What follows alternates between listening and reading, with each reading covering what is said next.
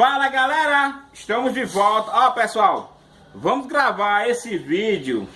Ó meus amigos, continuando aqui na questão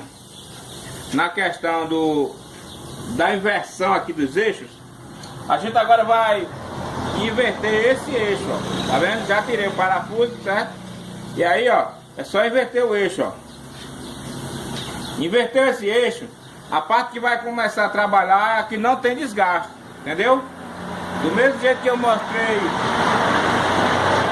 do mesmo jeito que foi mostrado para vocês na parte aqui, nessa parte aqui, nesse eixo, é feito nessa também, entendeu? Se você simplesmente aqui inverter, ó, pronto, ó, tá assim, né? Você tira aqui e vem aqui, pronto, redução de barulho, entendeu?